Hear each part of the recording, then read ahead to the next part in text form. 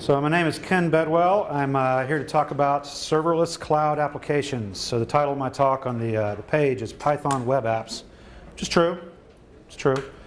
But those have been around for a long time. Serverless has two, but it's only starting to get into the mainstream recently. And through a lot of advancements, particularly AWS and some other places as well, but they're kind of following, we can now run whole web apps as serverless applications. Let's talk about that. First off, thanks to the sponsors. You don't have any sponsors, you don't have any talk. So pay them a visit. They've been great putting on this whole thing. Thanks to Code on the Beach for having me out, and looking forward to it.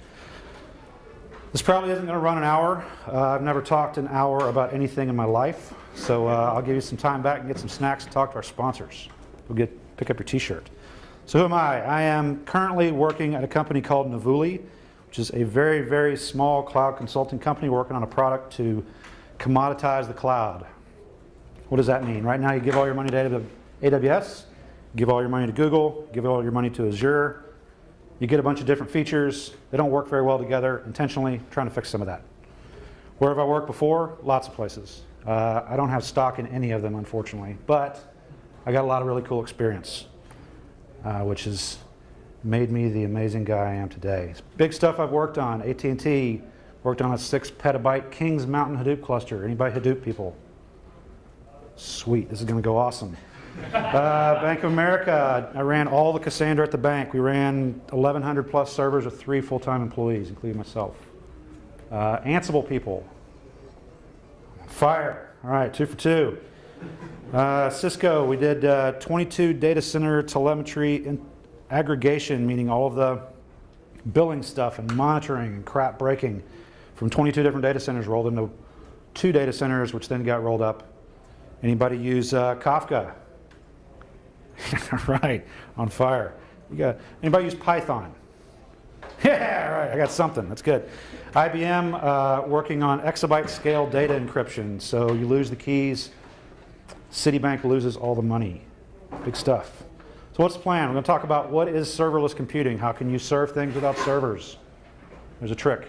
Get to that in a minute. How do we get here historically? So we'll go through the history of it, funny pictures, get to where we are today.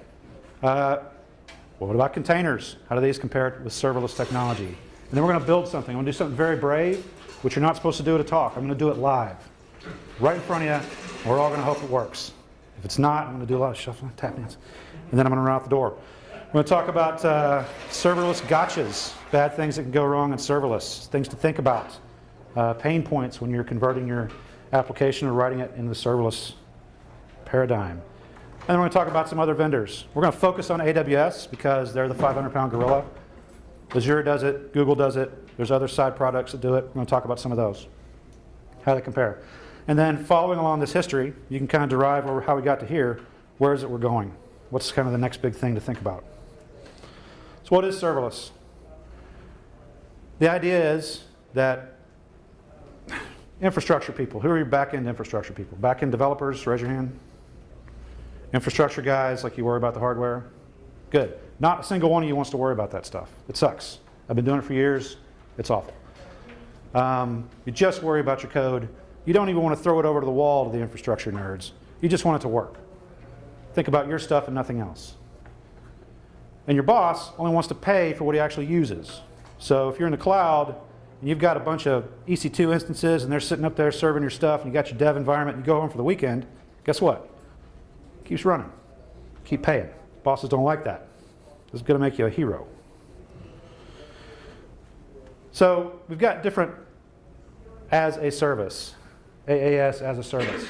So infrastructure as a service. You don't worry about the hardware. This is kind of old school hosting. You take your code, you slap it up somewhere, you still got to worry about Linux, you got to patch things. They provide the hardware, the pipe coming into you, they worry about power and air conditioning and all those boring things. They worry about all that stuff. You don't. Platform as a service. You don't worry about the hardware, they handle the OS, they do everything for you. You mostly worry about your code, but you still got to worry about, okay, which flavor? Linux, networking, tying it together, security. Did I leave my firewall port open and China come along and suck down my entire virtual machine and all the keys that are on it? That actually happened. These guys are laughing because I almost fired a guy for that. all that sucks because you guys want to think about programming and not this other garbage, which is real important, and nobody cares until it goes sideways. Functionality as a service. Now, on the internet, you'll see function as a service. This is not functional programming we're talking about here.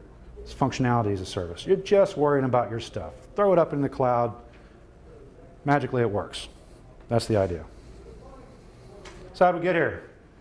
DIY data centers. We got the good. These guys bought homogeneous machines. They racked them all up. Looks like they got dual power supplies. Smart guys. OCD, clearly. That's what we like to see.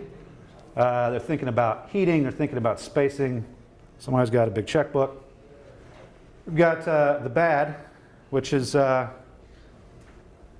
at places like this. Why are the phones down? It's the yellow one. And we got the ugly, which is a scaled up version of the bad. So these guys got some venture cap, did this. And I've worked at these places too. So you come in, they're like, why is the internet down? Because we got a bad wire somewhere. Well, no shit. So this shows, because if you go Google wiring nightmare, for 20 minutes you can scroll through and find hilarious pictures. And these are just the pictures that people took. So these are high and mighty people that came into nasty situations, took a picture, stuck it up on the internet. Those are a small percentage of the disasters that are out there. So clearly, running your own gear sucks. Again, we're going, how do we get to where we are now? So this is run your own infrastructure. And this is how you got stuff on the internet back when I was getting started. You'd go and buy, you know, a domain name, and it was hundreds of dollars, and you'd go and talk to people about wiring it up, and they'd want an arm and a leg, and then you'd buy all these servers and muxes, and it was a disaster. So people said, business opportunity. We're going to simplify this, and we're going to do this. We're these guys. We're going to sell our expertise in keeping track of things to people that do things like this.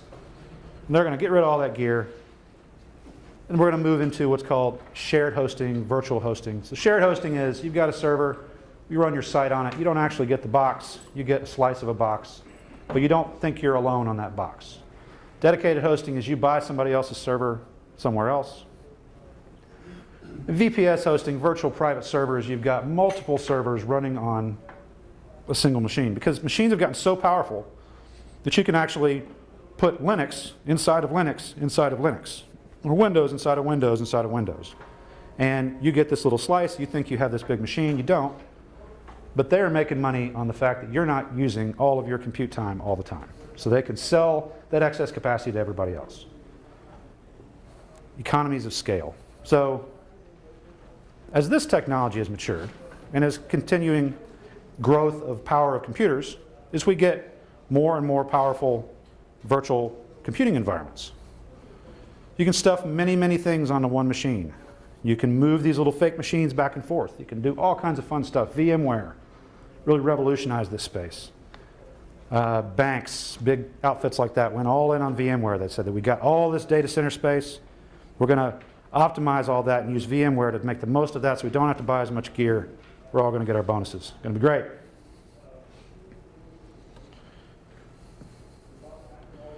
Then along comes Amazon. So what is the cloud? Cloud is just somebody else's computer. Very interesting marketing term. I wish I'd thought of it. It's really just somebody else's computer. As the cloud matures, somebody else's computer gets cooler and cooler. These guys started off as the coolest. So they said, we're selling books, we're selling inflatable pool toys, we're doing all kinds of crazy stuff. We are experts in running data centers. We're experts in running supply chain for all of this gear. Why don't we sell that expertise and do it better than anybody else? They started off in 2006 selling virtual machines, storage, S3, and a simple queuing system. So they had 3 products. Now they've got dozens and dozens of additional products, but still 85% of the money they make is on those 3 things. Really 2, storage, compute. That's it. But that is still hard. So you've got your Linux sysadmins that they're Linux nerds, they got neck beards, they're the real deal.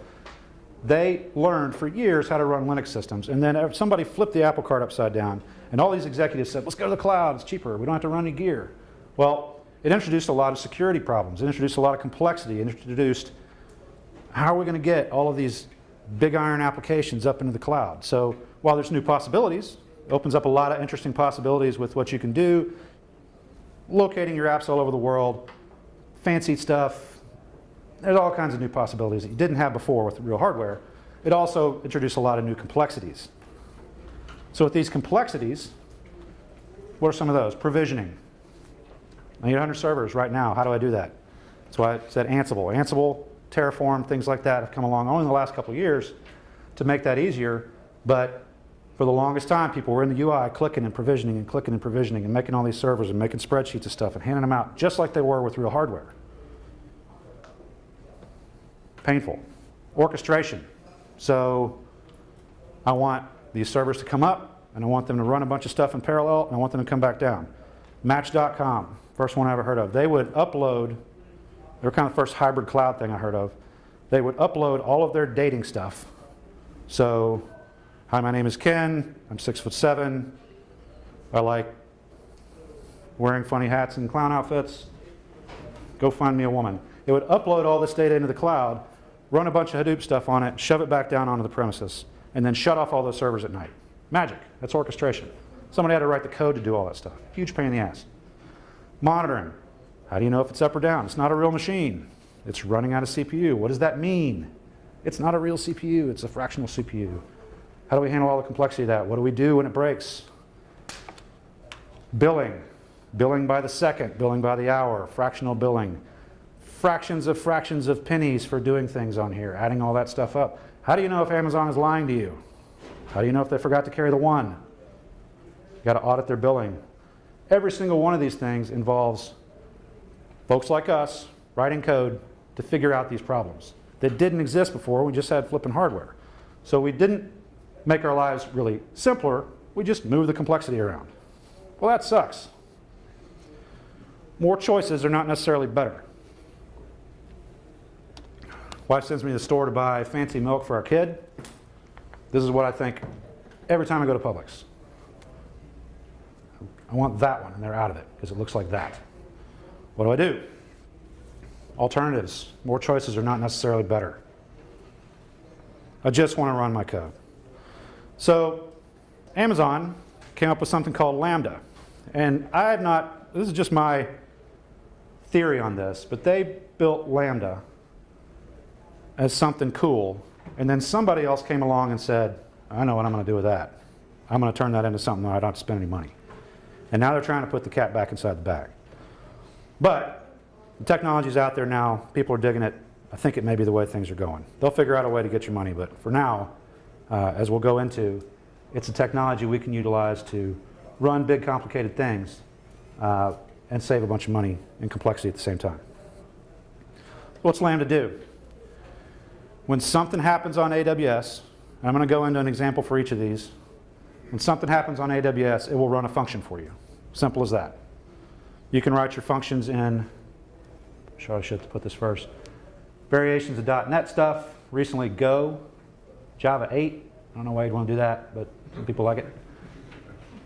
Old school Java guys dig it. 3 flavors of Node, old Python, new Python. We're going to talk about Python 3.6 because that is the way.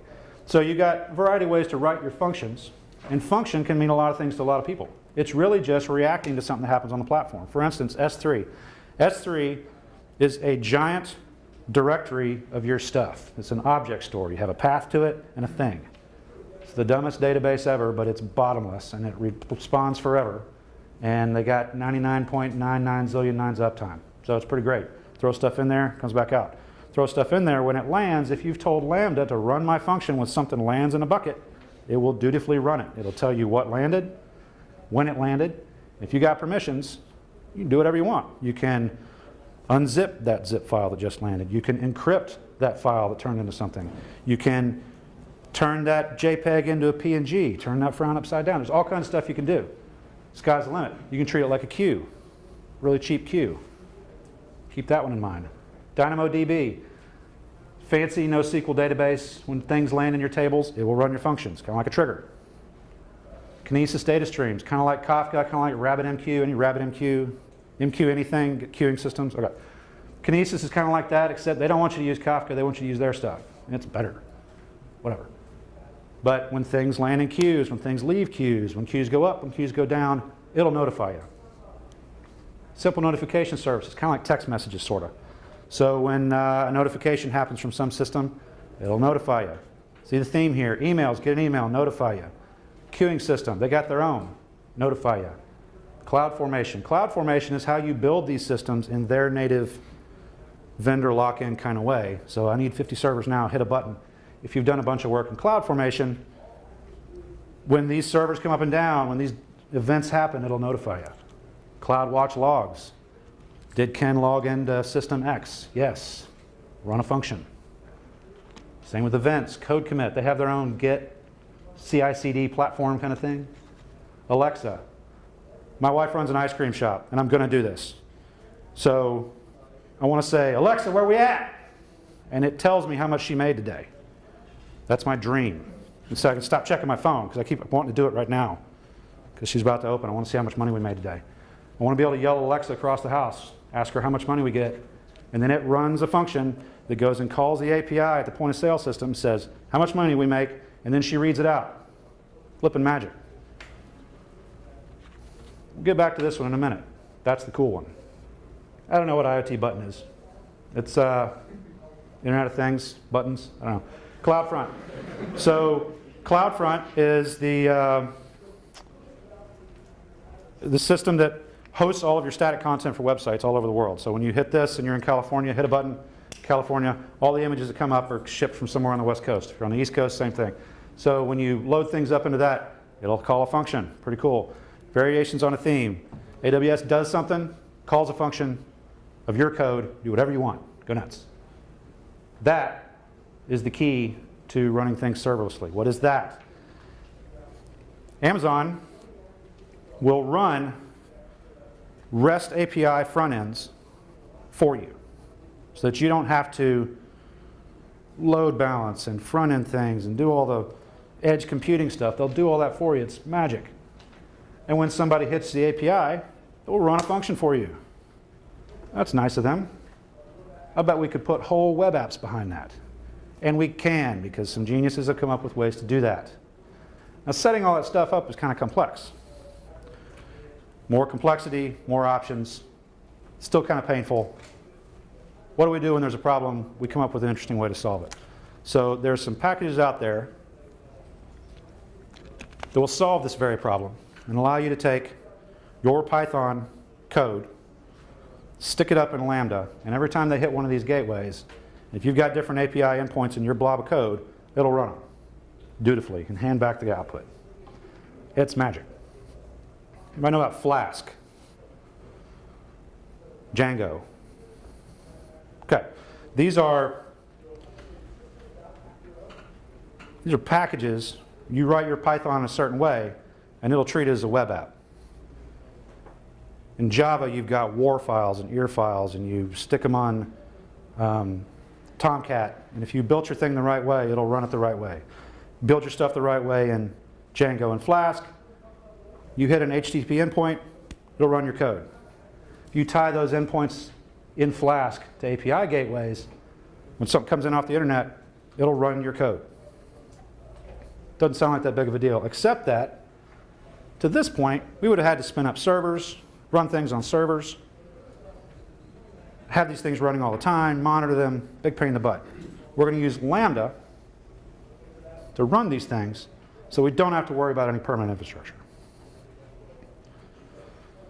Amazon Gateway plus Lambda equals happy developer. And happy developers are developers that don't have to worry about stuff they don't have to worry about. Infrastructure, monitoring, stuff that's orthogonal to what your boss wants you to deal with. So how does this work? It's a wall of text. I apologize. Request comes into an API gateway. It could be curl. It could be the /root on your home page. It could be via your React app, which we'll get to in a minute. Again, you see how brave I am. We'll do this live. It'll be great. Comes in. The API request gets mapped into a dictionary. So if you asked for, or you did a post, you said first name, it's a sign-up form. First name, last name, phone number, I don't know, email. Those 4 things get mapped into a map, and it hands it to Lambda. A server is created. Now, created, been some folks that have done some investigation on what Lambda really is, and what Lambda really is a very thin container that looks a lot like Linux that your stuff is running in. It's Python, it looks like one thing. If it's .NET Core, it looks like another. They're all Linux for now, and they all are a very thin, easy to load wrapper so that Lambda runs really fast. If it was run a few seconds ago, within the last few minutes, it'll already be hot in the system. It won't have to pull it off the hard drive, which we'll get to in a minute. You're going to want to keep this thing hot. And the frameworks that we're talking about do this for us. So if it's hot, comes right up, says, oh, I found you for this API endpoint. It turns that into WSGI, which is just a standard for web app communication internally to hand off gets and posts and multi-part form data and all that boring stuff, and hands it to Flask or Django or whatever you're using. Your code goes here. Whatever you want. Whatever your web app does. Do anything. When it's done, you just return. And if you've done it right, it hands it back to the AWS API gateway. The server is destroyed, which is to say it just kind of puts it on the shelf. And the API or gateway returns it to the client. All this magic, 1, 2, 3, 4, 6, 7, and 8, adds about 30 milliseconds on average of overhead. So you don't want to run a pacemaker on this, because that's a little squishy. It moves up and down depending upon load. But that's pretty snappy for not having to run a server, ever. Now your code goes here, you could be calculating the national debt. You could go be, I don't know, figuring out how much money my wife made at her ice cream shop today. Any number of different things. That might take 30 seconds. But that overhead that all of this abstraction adds is 30 milliseconds. If your app can handle that much additional overhead, then this is for you. Something to consider.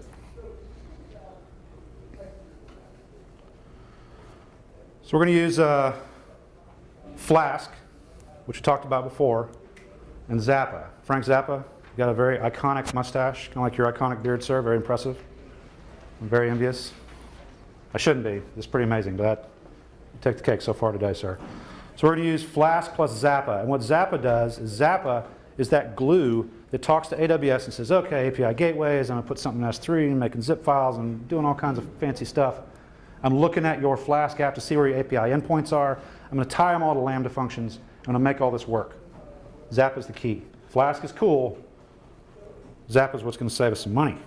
Do some awesome stuff on AWS. So, digress a little bit. Serverless versus containers. I said before, serverless is in containers, but you don't have access to that, except for a couple of articles I've read where these super hackers went in and SSH'd into a running Lambda and feel like they're doing something bad. So it's a container. It's not a container you get to play with. So what's good about this? Cheap, like a Suzuki Samurai. You can do amazing things with Suzuki Samurai. You go to the Bahamas and you take a Jeep tour, it's that. Now they're great, they're fun, they're easy to work on. You can probably put it on your dining room table and take the engine out. And they can do what most people need them to do. Go to the store, pick up the kids, go off-road on the weekends a little bit, don't get stuck in the mud. It does some hard stuff too. You can take these things off-road. I've seen people do really hilarious things in these and park in their driveway at the end of the day. And it's great for most of the stuff you want to do. You want to make an Internet of Things app. You want to do something at a hackathon, get it up in a weekend. You want to do a serious application that just moves data in and out, which is what most of us do. Do some calculations, move some data in and out, store it somewhere, make an interesting user experience. Great for that. Great for what most people need. Containers, they'll do all that stuff too. And they'll also blow off your arm if you're not careful. So they're more expensive. They're harder to deal with. They're heavier. You can do more hard stuff. Hard meaning you need to store a bunch of stuff inside the container. You need to move your giant 2004 WebSphere banking Java application into the cloud. You need to move a telecom application that was written partly in C and on Solaris and put it in the cloud. Jason Gerard, everyone, friend of mine. You can do more hard stuff. And mostly hard is just crummy, painful stuff that systems have always been able to solve, but you just can't fit it into the Suzuki Samurai. You can do that in this guy. You can also do the regular stuff, but it might be overkill. You drive that to Publix, unless you were just on the way to kick some ass, then it's probably too much. I would do it. I would do it in a minute. What can't you do with serverless? When I say can't, I put that in, put that with a couple asterisks there. You can't run a database. So databases are always up. They directly hard connect to some data store, usually block storage, all kinds of fancy low-level stuff. Right now, as of us standing here, you can't do that kind of thing. I suspect that somebody's going to come along with a serverless database. And it could be argued that things like Firebase, hey, I got this mobile app idea, I'm going to sign up for Firebase. And Google will provide you with an API endpoint that will store all your stuff and hosting for it. Maybe you can do a serverless database. Depends on how they price it. Can't have full control over the environment. I love Ubuntu. I hate Red Hat. I don't know why. I don't really, but I'm pretending that guy. You don't even know what kind of Linux it is. It's probably not a Linux you've ever heard of that's running in your serverless environment. If you've got bank that has an enterprise agreement with Red Hat and you're running your stuff on serverless and then your lawyer's getting a twist about, oh, it's got to be Red Hat, then you're screwed. You don't have full control over the environment. And a lot of times full control over the environment means you need to think about things differently. So we talk about the way things have always been. That's the kind of restrictions and got to get certified and make auditors happy, all that kind of stuff. May not be applicable in the new world. You can't go big. Go big, I've got this Java app from a bank that runs all of the ATMs and it uses 256 gigs a heap and it's a monster. That's not going to go in a serverless environment. Because every time you take a request, it's going to want to spin that monster up. And then every time it goes away, it's going to want to shoot it. Spinning things up and tearing them down is expensive. The bigger you are, the harder that is. More resource consumptive, painful. Doesn't mean people won't try. It doesn't mean we're not going to get there. But right now, this is where we're at. So, let's build something. It's a greater than sign.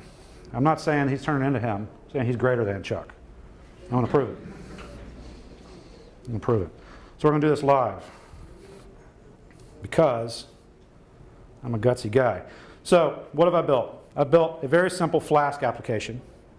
Emacs people, I got to ask. Anybody? Good God.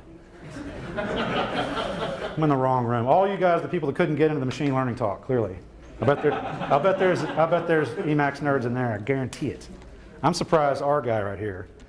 I'm surprised you're not an Emacs guy. They got modes for R. So what do we got? We got two pieces of application. We got a very simple React application, and we got a Flask application on the back end. I'm going to take that React application, ball it up, and stick it up on S3, which is where Amazon, in their infinite wisdom, has allowed me to store static data for free and host it on websites. Now the URLs are going to look wonky because I didn't buy a URL for this. They're not paying me for this. Just get a t-shirt, so they want to buy a URL. Use your imagination. It's going to be great. Then there's a Flask application that we're going to ball up using Zappa, throw it up in the cloud, and every time we hit an API, it's going to come back with something amazing. So what are we building here? There is an application out there called the International Chuck Norris Database. These guys have an API that returns JSON. And I've written an application that when you hit it, ask for a joke, it's going to substitute Ken Bedwell for Chuck Norris. So we're going to have the International Ken Bedwell Database. I didn't do any original content. So,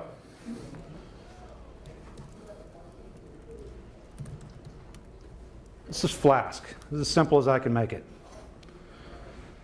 So we've got a route. When I hit whatever URL ends up as, /joke/random, it's going to run this function. And Flask is going to make it so that it operates like a web app. And Flask is going to make it so I don't care this thing is running in serverless. And Zappa is going to make it such that Amazon hits this every time I ask for a random joke. So what am I doing in here? Simple as it gets. I'm going out to the International Chuck Norris Database. I'm asking for a random joke. I'm excluding the cheeky ones because this is a family talk. I'm turning it back into JSON, and then I'm going to improve the joke. and improve the joke by swapping out a regex, which you don't need to see. That's another 2 lines of code that nobody cares about how sausage is made. Then I'm going to return some JSON. Hit an API, take their JSON, change it into something else, hand it back. Simple as it gets. We could be calculating national debt, we could be seeing how much money my wife made today, or we could be doing a vanity Chuck Norris project. We're going to do the vanity Chuck Norris project because that's awesome. So, right now, I'm going to tell you, I'm doing it live, as I am brave. So, let's say,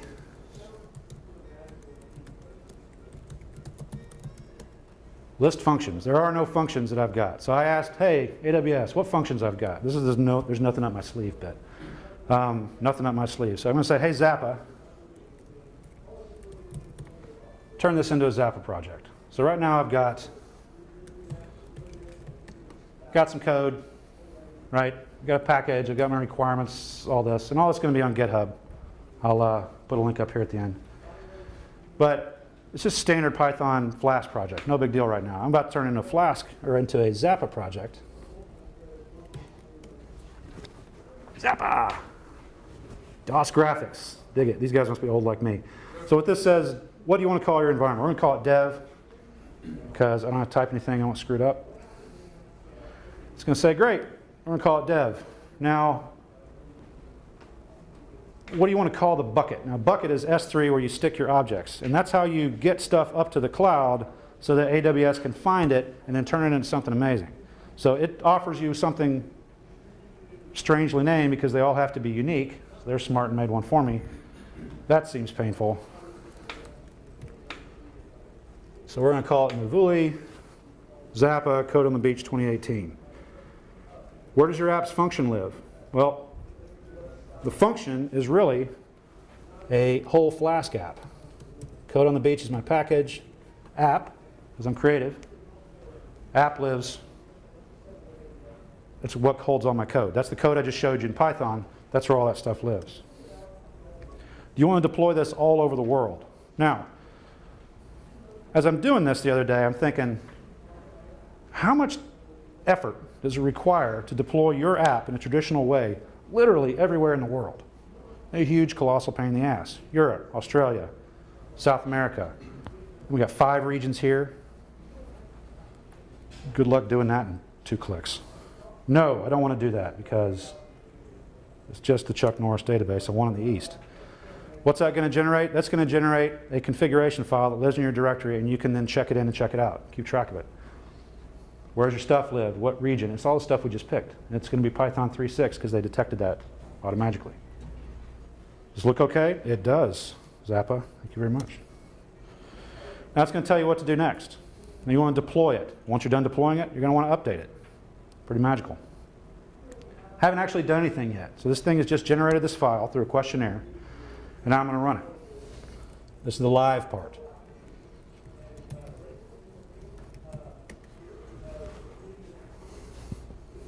So, are there similar products for other clouds? I'll tap dance to the bits. This takes a second. So, sort of. There are entire serverless environments that you can run inside of Kubernetes clusters, which we'll get to in a minute, that if you are inside of a bank and you want to take advantage of this, but you can't get to the cloud, they still have technologies like this so you can work inside the paradigm. They're called serverless. There's one out there called Fusion, all kinds of cool names, but they run on container environments, and they allow you to mimic what AWS is doing, but in your own environment that you manage. So you still get that opportunity to stay compliant. So what just happened? Made a zip file, added their secret sauce, did some stuff with Amazon to every 4 minutes, go make sure my thing is hot. Tells the API about it, sticks the thing up in the cloud, and then attaches it to a really long URL. So that URL is where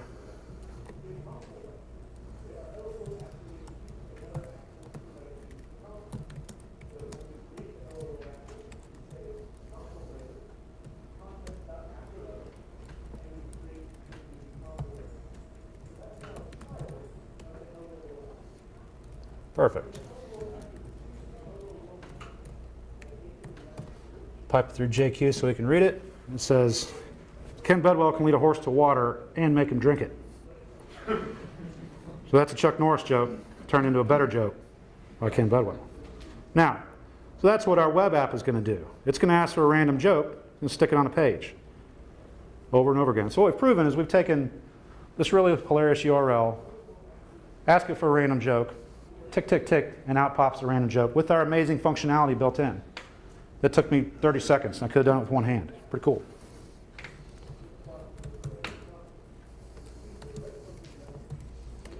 Now, there are React people here. I know there are. They're right in front of me, and they're going to critique every bit of this after the show. He's lining me up right now. So React is a technology that any React folks used it, abused it. That's me right there, this. So what it does is it looks like, for all the world, like PHP circa 2004. You've got your stuff, you've got your HTML, it's all jammed together, you've got your variables, and don't tell me it's not. It is. Everything old is new again, and it still sucks. So we're going to have Ken's greater than Chuck, and I promise I'm going to show this here in a minute. Ken's greater than Chuck. I got some awesome logos in here. We're going to do some stylish stuff. It's going to be great. Click the button below. What's the button do? Got a joke button. Got some state. And handle some clicks. When they click on that button, it's going to handle the click. We're doing fetching and promising and all kinds of fancy stuff. It's going to run that URL, ask for a random joke. It's going to turn that joke value into state, and it's going to show it. Magic. You wouldn't believe how long this took me to do. So, we got to deploy it.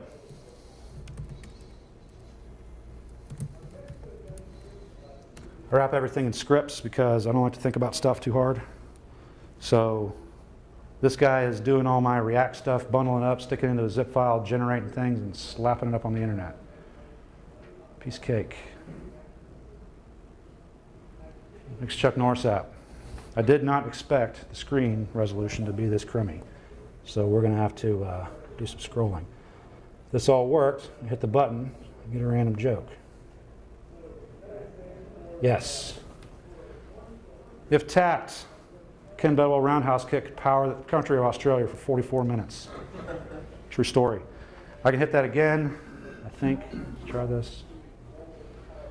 I can believe it's not butter. So there's all kinds of jokes, good times. What does it take to update this? So now we've got a release. We've got a monthly release because we work at a waterfall place, and it's time to release. I'm going to be here all weekend. It's going to be crazy. So we need to make some changes.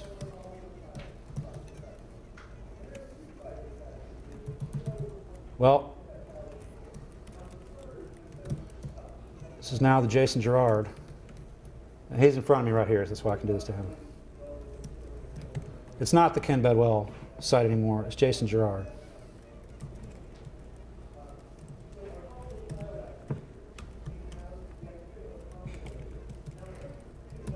Zappa update dev.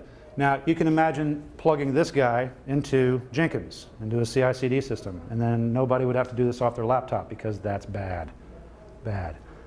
So it's sticking things up there and making new zip files and swapping out the API handlers right underneath our nose. I didn't change out the awesome pictures, but in theory, next time I hit the button, it should say Jason Gerard does something. Yes. MacGyver can build an airplane out of gum and paper clips with Jason Gerard roundhouse kick through a wall. And can roundhouse kick his head through a wall and take it. Yeah. So we make changes, push things quickly. We don't have to push to a fleet of servers. We're just putting a zip file somewhere, and AWS handles the rest. It's magic. You can plug it all into your CI/CD platform. It can be continuous integration on the front end and the back end. You've got separation of duties between the front end and the back end. All that fancy stuff that you've been told you need, and you probably do, with all the big infrastructure stuff that you've always used, except now you can do it in an evening and set up all the scaffolding for all that stuff in minutes. I know how to do Python. That took no time at all. The React took me too long. All the Zappa stuff, I did it live. That's as long as it takes. Pretty cool stuff. So, back to presenting. So we've proven that theory right there. True story. What are some serverless gotchas? Some stuff to worry about. Cold Lambda functions. So if you don't handle correctly the warm-up period, then you can run into a situation where the first hit takes seconds. If you've got automation in the background to say, hey, wake up. 3 minutes later, hey, wake up. Then AWS will do that for you dutifully and still only charge you for the number of requests that you fulfill. And we'll get into billing here in a minute, which I promise not to make boring and tedious. Security. IAM security is complex in any of the clouds. It's still kind of hard here. But once you get it set up, you're good. If you have databases on the back end that are something other than Chuck Norris database, you have Postgres, Big Oracle, S3, whatever, you got to tell AWS that it's okay for Lambda to talk to that. It's okay for Lambda to talk to servers inside of networks. You still got to do all that kind of stuff. Once you get it right, it's not that big of a deal. Limits. Let's do cores first. So cores is not any different here than it is in your standard single page application plus backend. You still have to tell the browser that you're doing it, and the backend has to say, hey, it's okay that it's coming from here. So you get all the flexibility in cores, so all the auditors don't freak out. You still got all that good stuff. Here's some limits.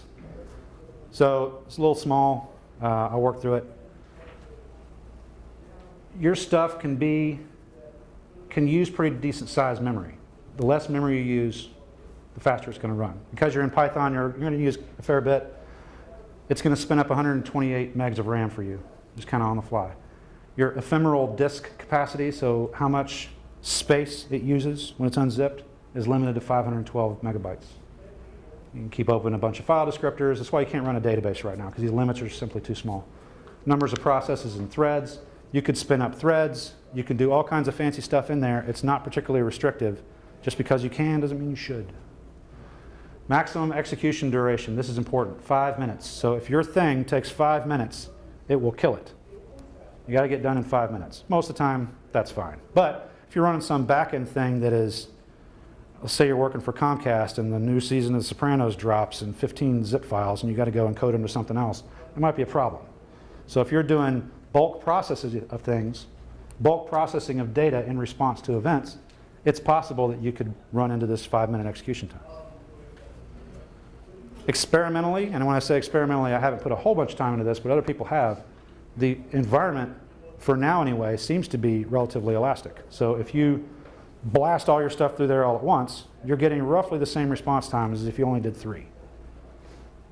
Caveat is you can only do 1,000 things at once. Kind of like me during Standard Wednesday. But if you get a run on your application, you can run out of that pretty quick. So if you have very chatty web applications doing lots of talking back and forth for APIs, if you've got, 200 per page, I don't know why you do that, but 200 per page, and you got 5 page open, you ran into that pretty quick. You can actually open a ticket to raise that, but that's where your billing can go up because you're utilizing it more. The zip file of all your stuff has to be under 50 megs. That can get to be a problem pretty quick with dependencies, but there's some things out there to mitigate that. So you can get away with a little bit more, but when you're thinking about big apps, that's why you can't go big right now, because a lot of these big jar file Maven constructed nightmares are, a gig. It's a non-starter. You got to keep it under a certain amount of size because they need to be able to suck it off disk fast, run your stuff, and kill it. And if it's any bigger than that, then they think they can't keep up with that 30 milliseconds of overhead. It's about some competitors. Microsoft Azure Functions. So they've got, you're writing C#, F#, JavaScript. Some others are experimental. I wouldn't trust that right now.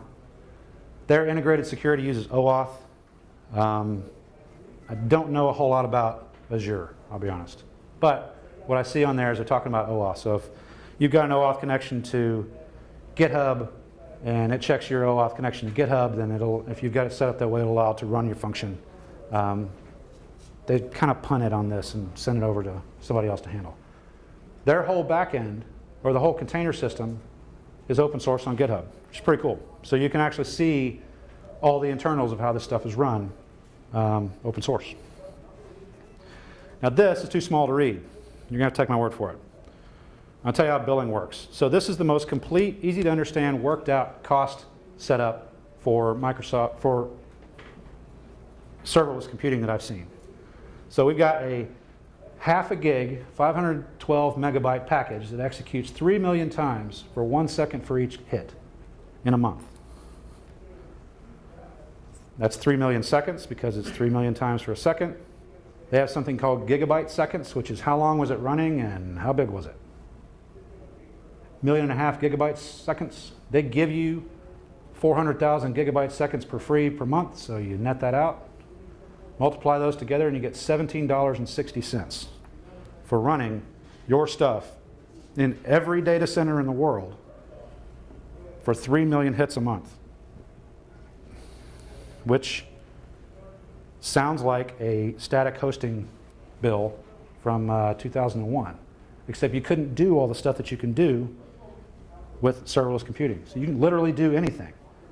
You can't get 1760 to run your wife's ice cream shop static page. Trust me. Google Cloud Functions, very similar, except it's only Node.js and Python. You don't have any other options. That's it. They use something like IAM. They've got IAM. They even call it IAM for maximum confusion. Just like in AWS, it's complicated once you get it set up. Not that big of a deal. Their costs are actually a little bit lower because they're giving away a lot of this. They want people to adopt it, and they want people to get tied in. And so they're giving away more. So when you look at this example, if you were to work this through for Google, they give away like $1.5 million. So your cost would actually be zero. They're only billing the big guys right now, and I imagine they're going to ratchet that down once they get adoption. So what's the next big thing? Multi-cloud, hybrid cloud. We've all got experience with companies that have an entrenched infrastructure and a bunch of code that was built around it. That may be bare metal hardware, that may be big NFS systems, that may be institutional governance requirements that require them to stay in Category 5 data centers, whatever. They're stuck, and they're stuck on premises. But they've got things that they could do in the cloud that would make it better. There are ways to allow this serverless technology, working with technologies like Kubernetes, to run on both seamlessly. Again, the consultants that are doing this right now could buy us all dinner tonight. They are killing it. That's where it is right now. AWS Fargate. Fargate is trying to make that Humvee feel like that Suzuki Samurai. So you package your stuff up in a container, get all the full control, you throw it in the cloud, and they handle the rest. They're trying to make that the unification of the serverless stuff they've been doing and the containerization stuff that they've been doing, so that you get all the best of Docker without all the pain in the butt. And companies, these competitors are coming out with orchestration systems like step functions, because you could foresee, okay, I got this state machine where lands on S3, I want to decrypt all of the Sopranos season 8, I now want to stick it up on somewhere else, and every single one of these steps is something that has to be orchestrated, and when it fails I want it to retry 3 times and send an email, all that kind of stuff. They have graphical editors for this stuff now. I'm dragging and dropping, I'm making functions, I'm tying it all together, all in the cloud, hit a button, make it so. Reducing a lot of that complexity of tying all these things together, they're making it just work. So they're handling all the glue and you handle all the logic. That's all I got. So I'm going to, I'll be around for questions, give you guys 10 minutes back. But I appreciate it. Thanks to Code on the Beach. Thanks to all of our sponsors. Appreciate you guys coming out. If you guys have any questions, hit me up. Thanks.